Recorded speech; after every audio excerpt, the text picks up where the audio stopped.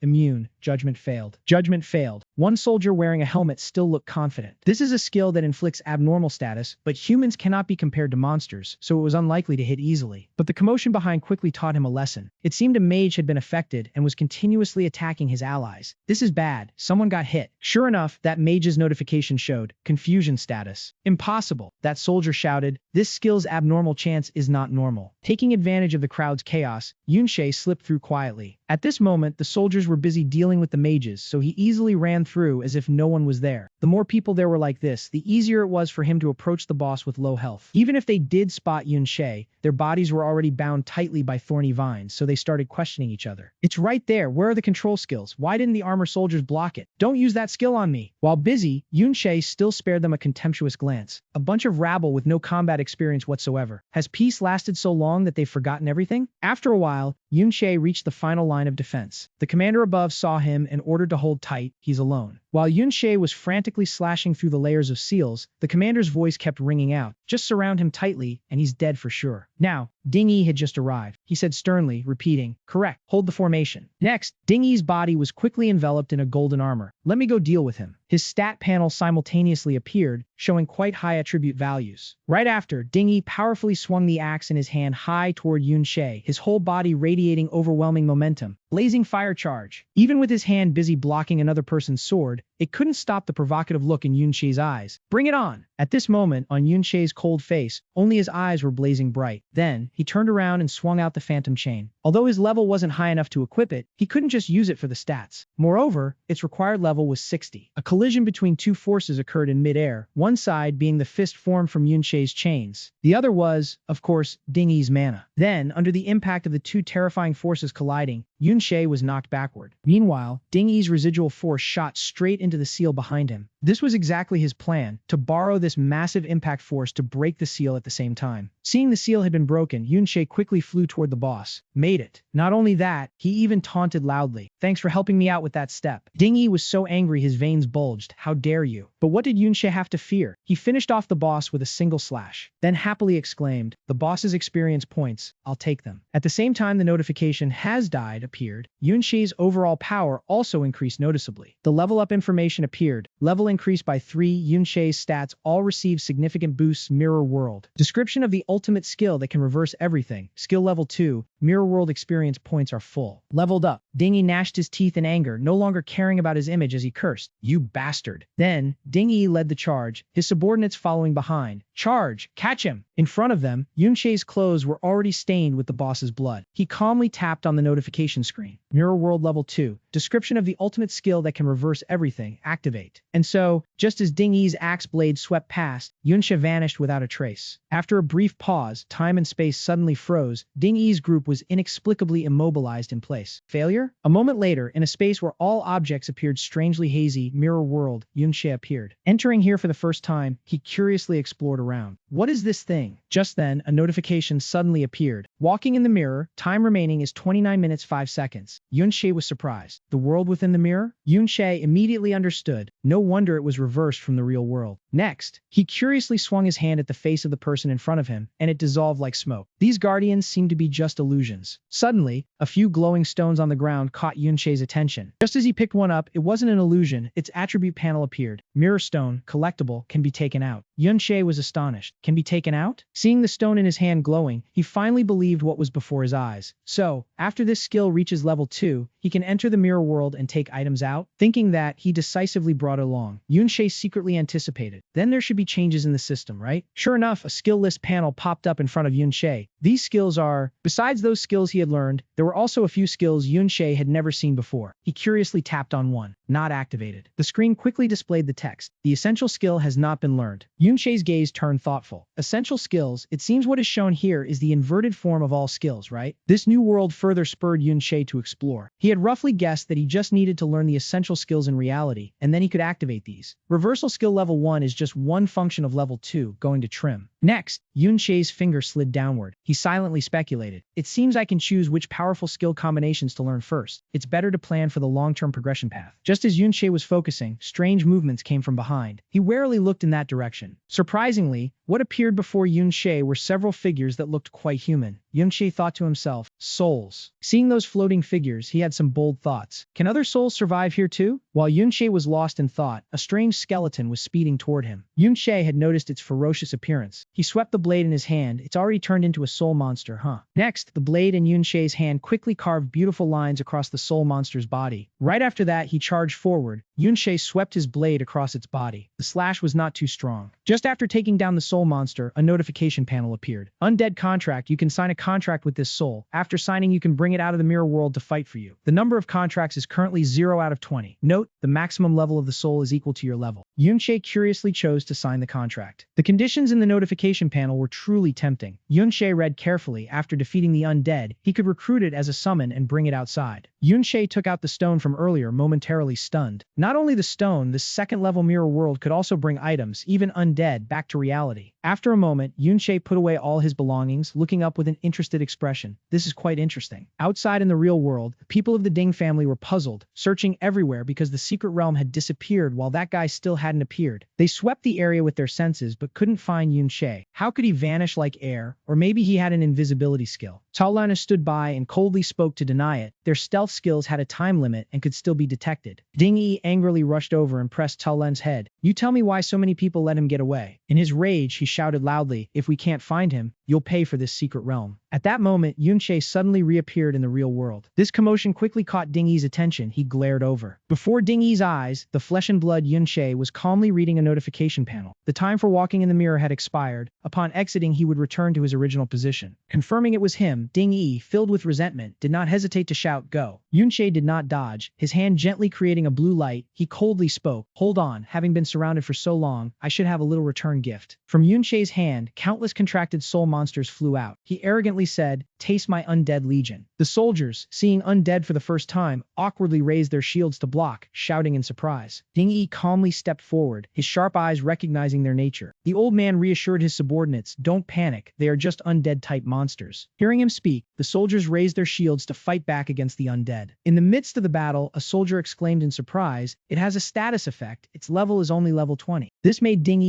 even more confident. He chuckled smugly and repeated, I told you not to panic. Ding Yi pointed at the undead and ordered, counterattack, capture him alive, and everyone gets a raise. The promise boosted the morale of the entire army. They all charged forward simultaneously. But before they could do anything, Yunche's figure had already vanished. Everyone looked at each other in bewilderment. Where did that guy go? It turned out Yunche had already escaped. He had to use this method temporarily because the current undead were still too low level. In his heart, Yunche was aiming for a higher target, an undead with green armor, for example. If he could capture a higher level undead, that ragtag group would surely be no match. But that was not easy. Yunche had realized that the 20 strongest undead inside had all been contracted already. Also, the mirror world was good, but had some limitations, one of which was the search boundary. Yunche recalled the previous notification panel. After entering the mirror world, he could only act within a 200-meter range. After thinking for a while, Yunche dashed off, silently resolving to find time to explore other areas inside the mirror world to see if there were any higher-level undead. While moving, the sight of two soldiers amidst the trees caught Yunche's attention. Unexpectedly, the one being grabbed by the neck was Qiao Ji. The soldier opposite was shouting, you think you can escape? I wonder what reward I'll get for catching you. Seeing he was in danger, Yunche swiftly swung a blade across that soldier's body. Blood from his wounds splattered onto Qiao Ji, causing a look of panic to appear in his eyes. Realizing time was running out, Yunche had to pull Qiao Ji along and run. Let's go. A hint of anticipation gleamed in his eyes, his voice full of excitement. They are in complete chaos now. We should go back and check our gains. Inside the secret realm, the battle between the Undead Legion and the Ding family's army was still raging fiercely. The newly level 20 undead proved unable to trouble them in just an instant. Most of the undead had fallen. A soldier pointed his sword at the bones scattered on the ground, his voice puzzled. These ghosts, they aren't strong. Suddenly, that undead creature rose again, causing the soldiers to scream in fear. It's dead but still comes back to life. Just as they were confused, the undead naturally turned into blue smoke and dissipated. Ding breathed a sigh of relief and stepped forward to explain, these are all summoned creatures. Even if they can revive, they must consume magic points. Just kill them a few more times and it's done. Under Ding feet appeared text, Ding level 52, third family head of the Ding family GMF3. At the same time, at the Ding family estate, an old but authoritative voice rang out, has Miss Yunsha returned? At this moment inside the Ding household, Ding Hao was nervously bowing to the person. I'm sorry, father, I couldn't keep her. The truth is that intruder was too arrogant. It turned out that when Yunsha flew through the window, he was also down there, not only escaping to cause chaos outside, but also smashing the glass door. Hearing this, Ding Zhen's eyes narrowed. He asked in a stern voice, the intruder even got inside the house. This is Ding Zhen level 57, son of the hero Ding Kun, from a wealthy family. He scolded loudly, you can't even catch him and don't even know what he looks like. What kind of job are you people doing? Ding Hao bowed deeper. It is my failure. However, Ding Hao quickly regained his composure. He hastily reported, Miss Yunsha has agreed to go to the hero's secret realm. At least Ding Kun's matter hasn't had any problems. This was exactly what Ding Zhen wanted. His expression relaxed, but his voice remained stern. When you find that person, you must kill him. A moment later, as if remembering something, Ding Zhen hurriedly urged Ding Hao to go check if anything else had been stolen. On another side, Yunsha had successfully obtained the pass card. He was admiring the card in his hand for a long time. Even though he had gotten it, there was still a problem that troubled him. The pass card was in hand, but he still needed someone to get him into the hero's secret realm. After careful consideration, Yunsha placed the card back on the table, instinctively looking out the window. No rush on this matter. This time at the Ding family estate, I've leveled up to level 20. At the same time, Yunsha was also checking his bag. It had increased significantly after breaking into the Ding estate, although the basic Chimera skeleton was damaged. Information appeared, the Chimera skeleton was 94% damaged, but he still managed to get over a dozen skill books hidden in their house. Next, from the pile of skill books, Yunsha pulled out a blue one. He thought to himself, chanting is a support skill. The skill slot lit up again. Learned, chant 9k, consumes 40 MP, duration 60 seconds, critical rate plus 8%, critical damage plus 15%, defense minus 20%. Along with that, the purple skill slot also lit up. Learned curse shield song, reversal, consumes 40 MP, duration 60 seconds, critical rate minus 12%, critical damage received minus 23%, defense plus 30%. Thinking this, Yunsha chuckled softly, contentedly flipping open the book in his hand. By then, just relying on his own attributes would be enough to crush those providers. His combat power was boosted. The system displayed a permanently active passive skill, adding 3 to his strength. After defeating the secret realm boss, Yunsha unexpectedly received a level 30 decaying knight armor, rare quality, 900 physical defense, 1500 magic defense, reduced spirit by 3, and the Lord also dropped another piece of equipment for later use. This trip helped Yunsha achieve his goal, and most importantly, the mirror world had reached level 2, granting an ultimate skill that could reverse all things. Yunsha's gaze turned serious, recalling the statue from before. The summoned undead creatures significantly boosted his combat power, but it was still not enough. The statue must belong to the S-rank warrior branch. He silently resolved that he must contract an undead of equal level and surpass level 50 before he could hope to fight that man. Qiao Ji saw his strange expression and asked, Yunsha, they aren't chasing us, are they? Yunsha snapped out of his thoughts, confidently replying that he had lost them. His identity was not revealed, so there was nothing to worry about. But Qiao Ji merely listened, his body still tense, his eyes still filled with lingering anxiety. Noticing the tense atmosphere, Yunsha gently called out to Qiao Ji, comforting him that his young age made such fear inevitable. Yunsha suddenly asked Qiao Ji if he knew of any secret realm where powerful warriors had died. He needed a higher level place to level up, and he would explain the reason later. Qiao Ji rested his chin on his hand, pensive, and indeed he had heard of such a secret realm. After hesitating for a moment, Qiao Ji admitted it was the school's secret realm, which would be difficult to gain entry to. Yunsha did not answer, resting his chin in thought, considering that if the school monopolized it, he would have to resort to special measures. After a while, a surprised voice suddenly rang out, "You're really giving this to me?" Liu Jian stared in shock at the rare purple skill book for wanderers. This kid really had backing. Liu Jian cleared his throat to maintain his composure, saying the school's secret realm was not something that could be opened on a whim, but he still kept his hand on the book. Maintaining his demeanor, he gently proposed a solution, saying the secret realm was only for graduating students, while lower-classmen did not meet the requirements. Yunsha's simple attire still made him stand out. Liu Jian suggested that if he were an exceptionally outstanding student, he could enter through a teacher's recommendation. Liu Jian promised to help Yunche secure a spot for the visit. Thanks to the gift arriving in his hands, everything quickly went smoothly. Yunche calmly blended into the crowd, ignoring the whispers, silently telling himself to make the most of the opportunity to hunt as many monsters as possible. Some students idolized the hero, thanking him for giving them the chance to enter the secret realm. Only when standing before the secret realm's entrance did Yunche realize something was off about this place. Yu Jian introduced this as the hero's secret realm, the site of a renowned battle fought by the hero who had blessed the school. Yunche listened calmly while Qiao Ji shied away from the light, retreating to the back with a panicked expression. Qiao Ji trembled as he realized this secret realm was where the hero had punished the traitor Qiao Ben, marking the beginning of the Qiao family's downfall. Caught in a dilemma, Qiao Ji nervously watched Yunche's back, uncertain whether he should reveal the truth. Just as Liu Jian finished his introduction, he patted Xiao Xi's shoulder, warned him to be careful, and assigned him the task of leading everyone into the secret realm. Xiao Xi gritted his teeth, his eyes full of discontent at being tasked with leading a group of low-level students. Liu Jian urged Xiao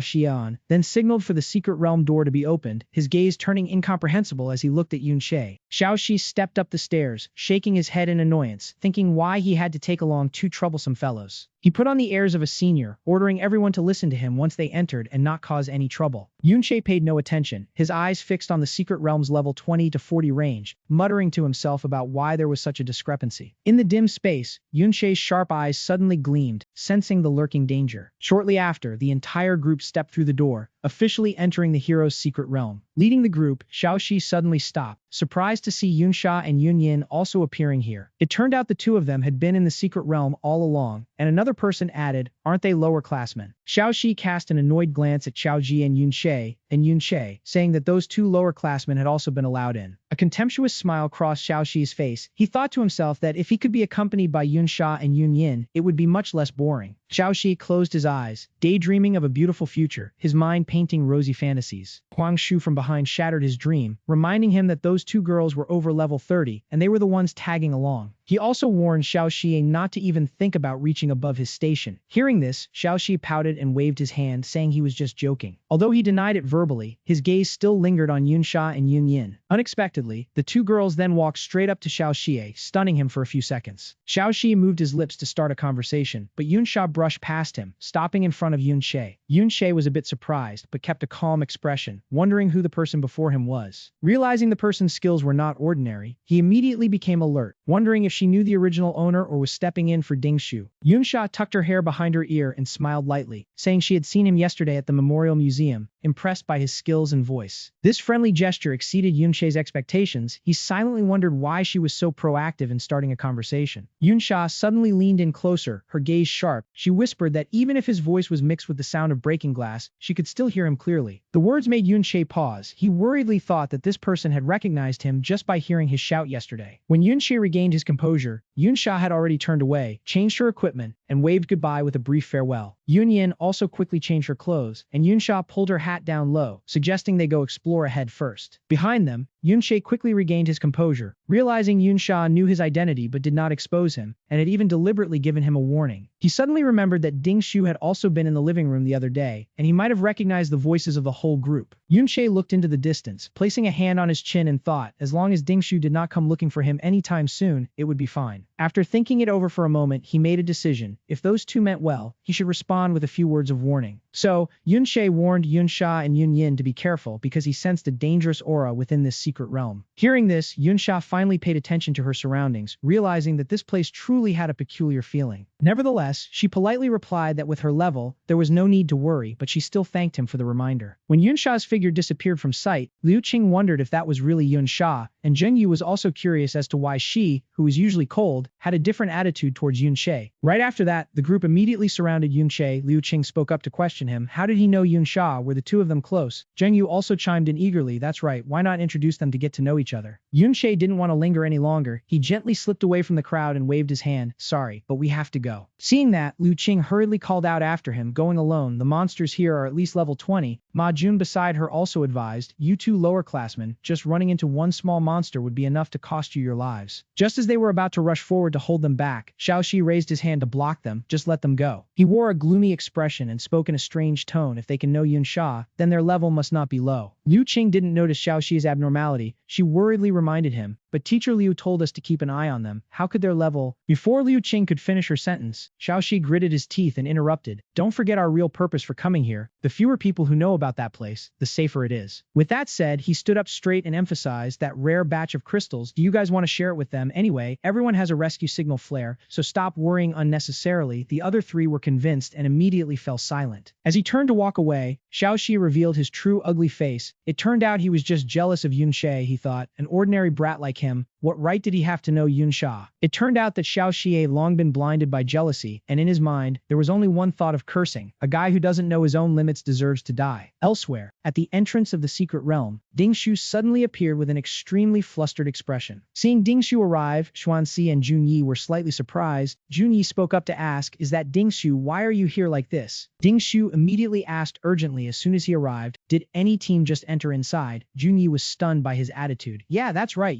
What are you planning to do?" Ding Shu didn't answer, but his angry eyes and the hatred contained within them revealed everything. It turned out that the day before, Ding Hao had scolded him over the intruder incident, that Yunshe and Xiao Ji, don't blame them just because they beat you at the Memorial Museum. I don't have free time to deal with this nonsense. At that time, Ding Shu wanted to reach out and argue back. He said impatiently, "They are the ones who broke in. I clearly heard their voices." All he got in response was a doubtful look from Ding Hao, who directly denied it. "Ah Shu, the intruder escaped from me and countless guards. How could any student be capable of such a thing?" Even Ding Guo didn't believe it either. He looked at Ding Shu with contempt. "At least you have to prove their strength can get past the guards, otherwise it's hard for me to speak up for you." Seeing that making a fuss was useless, Ding Hao coldly brushed Ding Shu's matter aside. "All right, we are discussing important matters. Don't disturb us anymore." Recalling that humiliation, Ding Shu frantically grabbed Junyi's collar. "Are Yunshe and Xiao Ji already inside? I absolutely must enter this secret realm." In a land filled with blue ice crystals, the giant monster with a body covered in sharp ice shards was being constantly struck by streaks of light. Immediately after, Yunshe leaped forward and delivered a fatal slash. The monster's sturdy body instantly shattered into small pieces. Just as he finished off the level 20 monster, a level 30 monster rushed in. It continuously fired magic blasts at Yunshe, forcing him to dodge repeatedly, but he still got hit with a recoil status effect. In that moment of danger, Yunshe urgently called out, "Xiao Ji, quickly think of a way to use the barrier shield skill to support." Instantly, a pair of golden wings appeared, enveloping Yunshe and helping him advance. A solid protective layer was formed. The skill consumes 40 points of internal energy, lasts for 3 minutes, and grants one target a liquid shield with 500 durability and 700 defense. With a solid shield protecting him in front, Yunshe confidently charged forward, while Xiao Ji behind him immediately used an encouraging shout. Yunshe immediately received the encouragement status from Xiao Ji. His attack power and speed both increased by 5%. Next, Yunshe swept his blade horizontally around the level 30 monster's body, his attack speed so fast that only streaks of light remained in the air. Just as he finished the move, Yunshe timely leaped onto the top of the monster's head, and from above, he used all his strength to deliver a decisive strike. Under the sharp blade, the monster's body was instantly split in half. The system notification showed the blade dance skill status. Attack power increased by 70% for the remaining 7 seconds. After a prolonged and relentless battle, the familiar sound of leveling up finally rang in his ears. Yunshe's stat panel received a significant amount of attributes. This battle also helped Xiao Ji level up. He joyfully exclaimed, "I leveled up too, another level gained." At this moment, Xiao Ji had reached level 11. While Xiao Ji was rejoicing, Yunshe calmly checked his inventory. He calculated silently. It just so happens that the 2 skill books obtained from the Ding family are the Shield Barrier and the Encouraging Shout. With his current level, Xiao Ji can learn them. Although the monsters here are strong, with Xiao Ji's support, things will be much easier. After making all the arrangements, the two continued their journey deeper into the secret realm, and it wasn't long before. They both stopped in front of a path made entirely of sparkling crystals. Yunshe suddenly recalled the words of that teacher who once said, "In this secret realm, there is a very rare type of monster called the Winestone Monster." Deep within his memories, the image of the Winestone Monster gradually became clear. Defeating it has a chance of dropping an extremely useful support skill. That skill is Gravity Pull. Because it only appeared in the list of unlearned skills, he was deeply impressed. Thinking about this, Yunshe secretly rejoiced. Luckily, he read the skill list of the Mirror World, so he knew what he needed to learn. However, the Winestone Monster wasn't the only thing on his mind. Yunshe seemed to be calculating something else as well. Besides the Winestone monsters, there are also the undead. It turned out that with his quick mind, he had already thought about the undead. Yunshe looked around, wondering which corner of this secret realm those old and decrepit experts died in. Their souls probably still linger around where they died. Hopefully he can find a high-level soul. At that very moment, a strange sight caught Yunshe's eye, causing him to widen his eyes in shock.